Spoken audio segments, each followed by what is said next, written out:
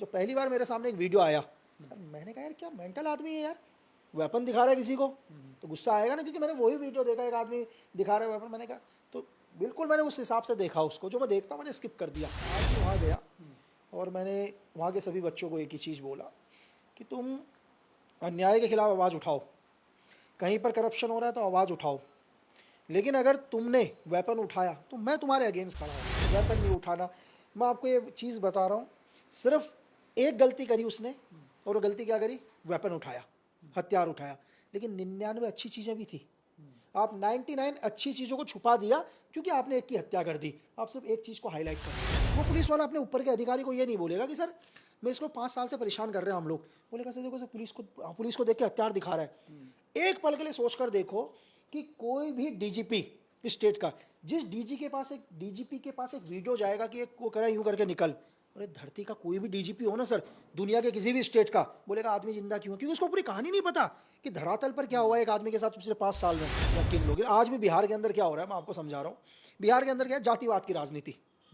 मैंने हिंदुस्तान में बहुत स्टेट देखे, शायद दुनिया के बहुत देश देख कर आया हूँ, तो मैंने बिहार, क्योंकि हो सकता है कि इससे भी ज़्यादा राजनीति कहीं और होती हो, तो वो मैं नहीं कह सकता, जातिवाद की राजनीति, तो मुझे लगा कि यार बिहार के अंदर अलग ही है ये। लेकिन जब यहाँ गए ऑपरेशन को पकड़ने के लिए, भरत तिवारी को पकड़ने के लिए, तो डेफिनेटली एक हिंदुस्तान के किसी भी एसएचओ की इतनी ताकत नहीं कि वो अपने दम पर डिसीजन लेके मैं फायर करूंगा। तो ऑर्डर ऊपर से है, लेकिन क्या उन्होंने बताया है कि सर इसने हथियार डाल दिया।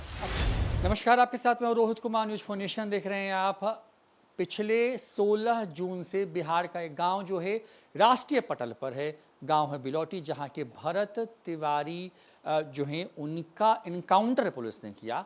वीडियो जो सामने आया उसके बाद से लग रहा था कि पुलिस ने मर्डर किया है। एफआईआर भी हो गई है। हमारे साथ में देश के जाने माने चेहरे जो हैं लक्ष्मण सिंह विष्ट, जिनको प्यार से हम लोग लकी विष्ट कहते हैं। लकी जी, आज आप गए मतलब उस गांव में, उस माँ से मिले, उनके परिवार वालों से मिले, क्योंकि आपका खुद का भी एक लंबा जीवन रहा है, आपने इसी तरह के काम को किया है, मतलब क्या लगा वहाँ पे? क्या सच में जो आरोप परिवार के लोग लगा रहे हैं, जो जनमानस कह रहा है कि हत्या हुई एक बिहार के एक लड़के की, क्या सब कुछ ऐसा ही है? सर देखो, अगर हत्या नहीं हुई होती तो यार हम 2-3 हज़ार किलोमीटर दूर नहीं आते इधर, है ना। हिंदुस्तान के अंदर हर रोज़ एनकाउंटर हो रहे, हमने इससे पहले किसी एनकाउंटर पर सवाल नहीं उठाया, शायद हमने कभी इंटरनल मामले में बोला भी नहीं। लेकिन अगर आप अपने ईगो के लिए, मतलब चंद पुलिस वाले, मैं ये नहीं बोलूँगा 100% पुलिस वाले, क्योंकि अगर 100% ही अगर ये सिस्टम ही करप्ट होता तो आप, मैं यहाँ पर नहीं खड़ा होता, आप भी नहीं खड़े होते, है ना। हम रात को सो रहे हैं तो डेफिनेटली कोई ना कोई अच्छा काम भी कर रहा है। तो 90 लोग अच्छे काम करते हैं, लेकिन उन 10% के चक्कर में हम उन 90% को भी नहीं बोल सकते कि ये भी करप्ट हैं। लेकिन जो ये 10%, 5% लोग हैं, इन्होंने अपने ईगो के अंदर कि नहीं यार तुम हमारे सामने खड़े होंगे, हमारे को तुम हथियार दिखाओगे, हमारे गिरबान पर देखोगे, तो तुम्हें यही हम करेंगे। तो दिखाया उन्होंने कि कैसे एक निहत्थे इंसान का जिसके हाथ में वेपन था, चलो वेपन था, इज़ द बिग क्राइम। मैं आज भी वहाँ गया और मैंने वहाँ के सभी बच्चों को एक ही चीज़ बोला कि तुम अन्याय के खिलाफ आवाज़ उठाओ, कहीं पर करप्शन हो रहा है तो आवाज़ उठाओ, लेकिन अगर तुमने वेपन उठाया तो मैं तुम्हारे अगेंस्ट खड़ा होऊंगा।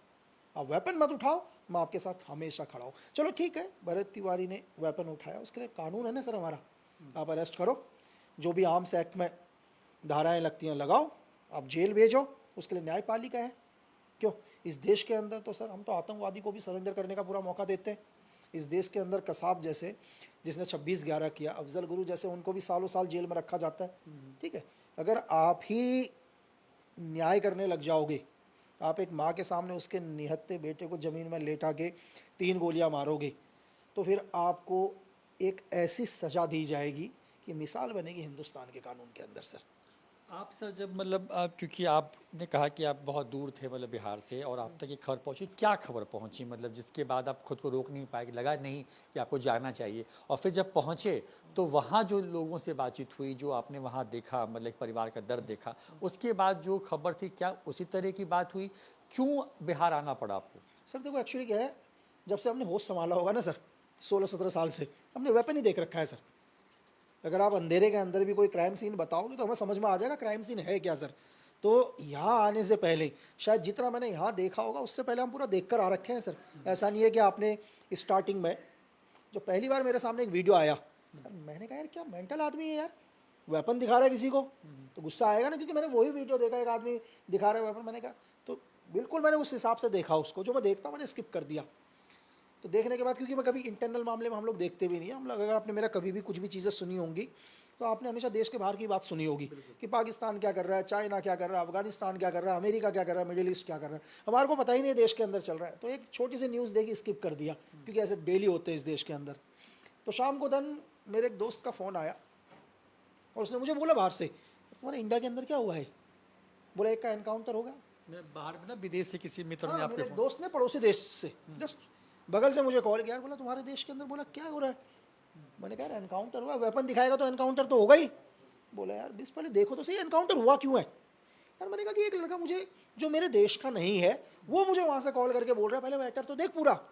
मैंने 2 दिन तक, शायद जब कोरोना स्टार्ट हुआ था ना, तब से इनकी पूरी हिस्ट्री चेक करी, एक एक चीज़ चेक करी, पूरी फेसबुक अकाउंट वगैरह पे सब जाके। चीज़ जहाँ से भी हमारे को लगता था, मेरे लोकल सोर्सेज, फेसबुक, चीज़ें, एवरीथिंग, जो भी हमारे मतलब बिहार पुलिस के अंदर भी अगर कुछ सोर्सेज है, पूरा इनपुट लिया तो समझ में आया पूरा का पूरा मैटर क्या। नहीं, हमने कहा नहीं यार, अगर आज एक माँ को अगर न्याय नहीं मिला ना, तो कल से हर रोज़ क्या होगा, कई भरत तिवारी और मारे जाएंगे।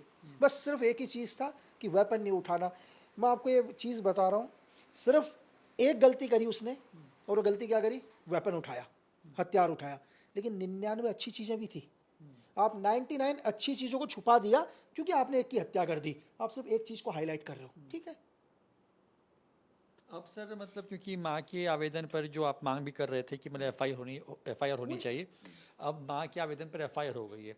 अब लगता है कि जो सच में इस पूरी घटना के पीछे जो दोषी लोग हैं उनको सजा मिलने जा रही है। पर क्यों नहीं मिलेगी सर, एफआईआर दर्ज हो गई ना सर। पहला क्या है, कानून का पहला चीज़ क्या है, एफआईआर दर्ज करो। जो भी इस केस के अंदर थे, जिनके नाम एफआईआर में हैं, या और भी चीज़ें आएंगी, अभी तो इन्वेस्टिगेशन होगी, आएंगी। मैंने आपसे क्या बोला कि सर 10 लोग करप्ट हैं, 100 पूरे 100 के 100 नहीं है, लेकिन जो 90 लोग हैं हमें उन पर विश्वास करना। अच्छा, केरल के ऊपर शायद 16 पुलिस वालों को फांसी की सजा होगी ना सर, बिल्कुल। तो इसका मतलब वहाँ भी तो जांच कोई ना कोई कर रहा था। ये सर छोड़ दो आप, अगर फर्जी एनकाउंटर अगर आपने इंडियन आर्मी के अंदर भी देखा हो तो उसमें भी सजा हुई है, तो पनिशमेंट 100% होगी। इसमें आपको शक ही नहीं करना चाहिए और किसी के दिमाग में सवाल ही नहीं आना चाहिए कि क्या सच में न्याय मिल पाएगा। सर न्याय की शुरुआत हो गई, एफआईआर करी है। चलो, मैं जितना गुस्सा था सरकार से, नाराज़ था मैं आपके स्टेट गवर्नमेंट से, ना तो मैंने यहाँ स्टेट गवर्नमेंट को वोट दिया, ना मैंने यहाँ से सुविधाएं, क्योंकि मैं बिहार का रहने वाला नहीं हूँ, जीवन में पहली बार आ रखा हूँ इधर, तो मैं बिल्कुल नाराज़ था। मैं सेंट्रल गवर्नमेंट से भी नाराज़ था। और शायद जब आपने मेरा पहली बार मैंने बोला, मेरी एक ही मांग थी कि सर सिर्फ एफआईआर। मैंने कहा कि जिस व्यक्ति ने ऑर्डर्स दिए गोली चलाने से लेकर, उन सबके बीच में एफआईआर दर्ज सर। बाकी अभी हमारा कोई मांग नहीं। सेकंड चीज़, वो आगे प्रक्रिया सर। जब आप वहाँ गांव के लोगों के पास गए तो क्या भरत तिवारी के बारे में लोगों ने क्या बताया, मतलब जो चीज़ें आपने खंगाली उनके बारे में, जैसे आप कह रहे थे कि आपने तमाम तरह के इनपुट्स लिए कि उसने 99 अच्छे काम किए थे, एक काम था जिसमें पुलिस के ऊपर उसने हथियार उठाए, तो क्या गांव वाले भी उसी तरीके से उसको याद कर रहे हैं भरत तिवारी को, क्योंकि जो घटना हुई 17 तारीख की सुबह सुबह, उसी तरीके से याद कर रहे हैं उसको? हाँ, जो मेरा रिसर्च था पूरा का पूरा सेम वही है, जो मैं पूरा रिसर्च करके आ रखा था, और मुझे धरातल भी 100% वही चीज़ें मिली। बाकी उसका कोई चीज़ अलग नहीं मिला कि मैं रिसर्च ये करके आया हूँ। कोई आदमी मुझसे, मैंने गाँव के बहुत सारे लोगों से बात करी, मैंने गाँव में एक 8 साल के बच्चे से लेकर 80 साल के बुजुर्ग से बात करी है मैंने, और हमें समझ में आता है सर, मतलब भारत सरकार ने इसी चीज़ की तनख्वाह दी है कि आदमी को पहचानो, उसकी बॉडी लैंग्वेज चेक करो, तो 2 मिनट में समझ में आता है कौन आदमी क्या बोल रहा है। तो समझ में आ गया कि भरत तिवारी ने अपने गांव या किन लोग, आज भी बिहार के अंदर क्या हो रहा है मैं आपको समझा रहा हूँ। बिहार के अंदर क्या है, जातिवाद की राजनीति। मैंने हिंदुस्तान में बहुत स्टेट देखे, शायद दुनिया के बहुत देश देख कर आया हूँ, तो मैंने बिहार, क्योंकि हो सकता है कि इससे भी ज़्यादा राजनीति कहीं और होती हो, तो वो मैं नहीं कह सकता, जातिवाद की राजनीति। तो मुझे लगा कि यार बिहार के अंदर अलग ही है ये, कि भाई तू पंडित है, तू पासवान है, तू ठाकुर है, तू ये है। चलो पंडित का लड़का मर गया तो क्या, अगर कोई ST SC का, अरे तुम जातिवाद से निकलो भाई, पहले देखो एक इंसान मरा है यार। तुम आज भी तुम 2026 के अंदर तुम जातिवाद में उलझे हो, तो ऐसे हादसे हर रोज होंगे सर, ऐसा अपराध। तो अपराधी की वो दुनिया में किसी भी जाति का हो, उसका भाई कोई धर्म नहीं है यार। मैं पंडित थोड़ी ना हूँ, और ना मुझे पड़ी है, मैं 3000 किलोमीटर से आया हूँ, ना भविष्य में मुझे कभी इलेक्शन लड़ना है, ना मैं किसी पार्टी का हूँ, ना मुझे वोट की ज़रूरत है। लेकिन आपको इस जातिवाद की मानसिकता से निकलना पड़ेगा सर, कि ये पंडित नहीं, ये ठाकुर नहीं। अगर तुम जब तक ये करोगे तो तुम भूखे मरोगे, तुम्हारे बच्चों को इसी तरह से एनकाउंटर कर दिया जाएगा, ना तुम्हारे पास नौकरी होगी। क्यों? क्योंकि तुम जातिवाद में आज भी फंसे हो 2026 में। आप यूजुअली मतलब आपने शुरुआत में भी कहा कि आप कभी भी इस तरह के इंटरनल मामलों में कभी इंटरवीन नहीं करते हैं, मतलब इस मामले में इसलिए क्या कि दूसरा कोई भरत तिवारी जो है वो ना बने, मतलब। लेकिन पुलिस के अंदर, क्योंकि पुलिस की कार्यशैली के तौर पर कई सारे उदाहरण हैं, पुलिस की के अंदर की जो ठसक है, जो वर्दी का एक, मैं सबके बारे में नहीं कह रहा, लेकिन एक वर्ग है पुलिस में या इस तरह की सेवाओं के अंदर जिसके अंदर उस वर्दी की गर्मी होती है। ये आती कहाँ से? क्या मतलब जो सरकारें होती हैं वो नकेल नहीं कस पाती हैं? क्योंकि बिहार के सीएम साहब भी पहले कह रहे होते हैं कि पुलिस के ऊपर मतलब उसने बंदूक तान दी, इसलिए हमने एक्शन के लिए कहा। फिर वही सरकार मतलब 24 घंटे से के आसपास का वक्त गुजरता है, वो बैकफुट पर आ जाती है। तो क्या शुरुआत में सरकार सही से मतलब बता नहीं पा रही है अपने जवानों को, या कंट्रोल नहीं है उनका कि मतलब इस तरह की घटना हो जाती है और सरकार तक झूठी रिपोर्ट पहुंचाई जाती हो कि 10 राउंड फायरिंग की तो हमने पहले दो राउंड गोली चलाई, फिर बाद में पोस्टमार्टम रिपोर्ट में बात आ जाए कि 5 गोलियां लगी हैं, इस तरीके की। तो ये गुमराह करने की जो प्रवृत्ति है वो कहाँ से आती है ऐसे लोगों के अंदर? सर देखिए, बिहार की जनसंख्या शायद कितनी है, 9-10 करोड़ के आसपास है। कितनी? 14 करोड़ के आसपास। 14 करोड़ है। एक मुख्यमंत्री, क्या पॉसिबल है कि मुख्यमंत्री 14 करोड़ आदमियों की रिपोर्ट डेली मुख्यमंत्री के पास जाएगी? नहीं। एक डीजीपी हैं बिहार के, डायरेक्टर जनरल ऑफ पुलिस, आपको पॉसिबल लगता है कि 14 करोड़ को जो लॉ एंड ऑर्डर को मेंटेन कर रहे हैं डीजीपी, वो सब कुछ देख पाएंगे? नहीं। तो इसलिए डिवाइड है। नीचे का एक छोटा सा उदाहरण के साथ समझाता हूँ। यही जहाँ से मैं आया हूँ अभी, भरत तिवारी के घर से, वहाँ भी एक लोकल थाना है। भरत तिवारी पिछले 4-5 साल से जो भी अपनी मांगे कर रहा है, चीज़ें चल रहा है, एप्लीकेशन के थ्रू सब कुछ कर रहा है, एवरीथिंग। अगले को लग रहा है यार नहीं मांगना, मेरी एप्लीकेशन यहाँ का एसडीएम एसडीपीओ फाड़ दे रहा है। एक आदमी फ्रस्ट्रेट हो गया, चाहे एक ने उसको धमकी भी दी तेरा एनकाउंटर कर देंगे हम, चाहे करें या नहीं करें वो बात अलग है, लेकिन एक के दिमाग में घर कर गया यार मेरी बात भी नहीं माने, कहीं मेरा एनकाउंटर भी ना कर दे। अगला एक वेपन खरीद के लाता है, इलीगल वेपन, ठीक है, हथियार खरीद लिया। अब हथियार खरीदने के बाद क्या, उसको तो पता मुझे मार ही देंगे, उसके दिमाग में आ गया कि ये लोग मुझे मारेंगे। कुछ एक पुलिस वाले आते हैं, वो वेपन दिखाते हैं। अब वो पुलिस वाला उसको प्रेजेंट कैसे करेगा? वो पुलिस वाला अपने ऊपर के अधिकारी को ये नहीं बोलेगा कि सर मैं इसको 5 साल से परेशान कर रहे हैं हम लोग, बोलेगा सर देखो सर पुलिस को देख के हथियार दिखा रहा है। एक पल के लिए सोच कर देखो कि कोई भी डीजीपी स्टेट का, जिस डीजीपी के पास एक वीडियो जाएगा कि एक को कह रहा है यूं करके निकल, अरे धरती का कोई भी डीजीपी हो ना सर, दुनिया के किसी भी स्टेट का, बोलेगा आदमी जिंदा क्यों है? क्योंकि उसको पूरी कहानी नहीं पता कि धरातल पर क्या हुआ एक आदमी के साथ पिछले 5 साल में। चलो वही चीज़ अगर किसी स्टेट के मुख्यमंत्री को दिखाया जाए, वो क्या बोलेगा यार, बोलेगा यार मेरे पुलिस वालों को, हमारी पुलिस वालों को कोई वेपन दिखा रहा है। सर मैं ना पक्ष ले रहा हूँ ना चीज़, मैं कह रहा हूँ कि होता कैसे है धरातल के ऊपर, कि सही इन्फॉर्मेशन कैसे, क्योंकि उन लोगों ने अपनी कमियों को छुपाने के लिए, उन्होंने ये नहीं बोला कि एसडीएम साहब इसकी बात नहीं मान रहे थे, इसको एनकाउंटर की धमकी दे दी, हमने इससे मारपीट करी, तब ये फ्रस्ट्रेट होकर ये वेपन लेकर आ गया, वो सारी बातें हटा दी, सिर्फ इसको क्या भरत के पॉइंट ऑफ व्यू से दिखा दिया। तो ऊपर वालों ने बोला ना सर, अब इसको आप क्या बोलोगे? अब इसको चाहे मिस कम्युनिकेशन बोलो, अपने ऊपर तक आपने सही जानकारी नहीं दी वो बोलो, लेकिन इसमें बहुत सारे लोग क्वेश्चन करेंगे कि या नहीं डीजीपी साहब को तो पूरी इंक्वायरी करनी चाहिए थी, डीजीपी मुख्यमंत्री को पूरा, अरे डीजीपी साहब उनके पास तो हर रोज आते हैं। अगर एक डीजीपी कहेगा यार इसी केस के ऊपर लग जाओ, तो भाई हर रोज क्राइम आता है, हर रोज एफआईआर होती है, तो धरती में पॉसिबल नहीं है सर। आपको कहीं ना कहीं अपने से जूनियर के ऊपर ट्रस्ट करना पड़ेगा। आप भी यहाँ काम कर रहे हैं, आप अपने सीनियर को बोलते हो सर ये न्यूज़ बहुत अच्छी है, अब सीनियर बोलेंगे नहीं नहीं नहीं पहले मैं इसमें रिसर्च करूँ, आपको बोले जाओ यार, अब चाहे वो न्यूज़ अच्छी हो या ना हो, लेकिन आपके ऊपर ट्रस्ट कर रहे हैं। तो दुनिया का हर विभाग क्या होता है, ट्रस्ट के ऊपर चलता है सर।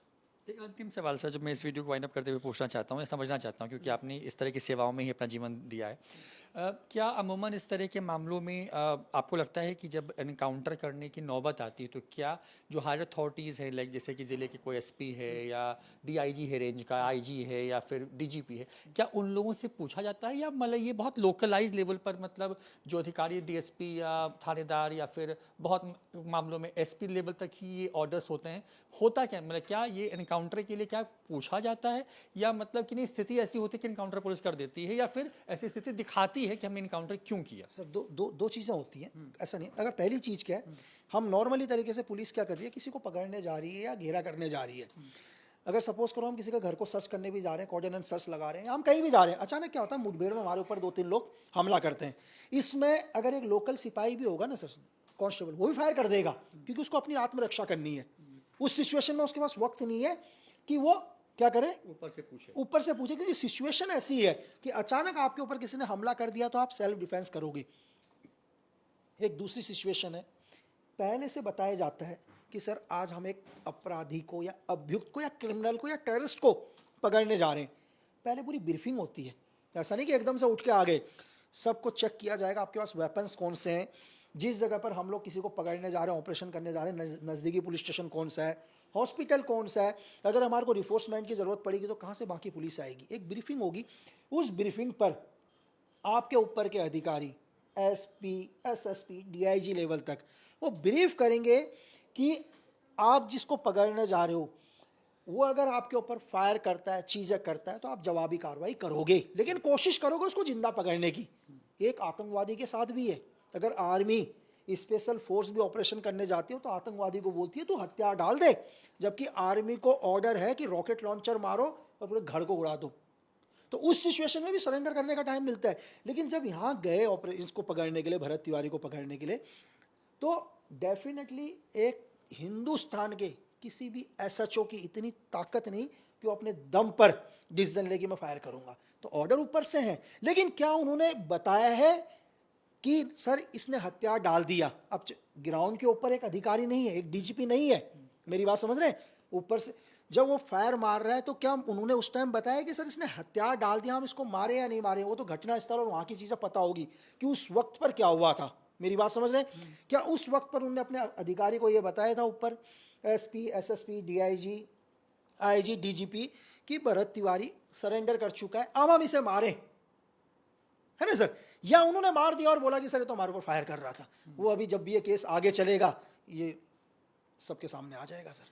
तो देखिए लकी विज साहब हैं, इन्होंने बहुत बारीकी से वो तमाम चीज़ों को बताया कि क्या क्या हुआ, किन लोगों ने कहें कि अपने ईगो के अंदर आकर के भरत तिवारी के इनकाउंटर के सहारे उसकी हत्या की। ये तमाम इस पूरी बात को उन्होंने बताने की कोशिश की, क्योंकि बहुत दूर से बिहार पहुंचे हैं, पहली दफ़े उस गांव में पहुंचे जहां के रहने वाले थे भरत तिवारी, जिनकी पुलिस एनकाउंटर में 17 तारीख जो जून है उस दिन उनकी हत्या हुई। आज जो है एफआईआर की कॉपी भी सामने आ गई है, जिसमें मां के बयानों के आधार पर, जिसकी मांग वो खुद भी कर रहे थे, जो है जो दोषी पुलिस वाले हैं, जिसमें डीएसपी से लेकर के जो थानेदार और कुछ जो 3 और लोग हैं, उनके ऊपर एफआईआर हुई है। अब क्योंकि इनको भरोसा है, क्योंकि एफआईआर हो गई है उन लोगों पर जिन लोगों ने इस पूरी वारदात को या कहें कि इस पूरे इनकाउंटर, फेक इनकाउंटर को जो है करने की कोशिश की, इन्हें भरोसा है कि जस्टिस भी जो है वो ज़रूर मिलेगा। कैमरा पर्सन अग्रवाली के साथ रोहित कुमार, न्यूज़ 4 नेशन, पटना।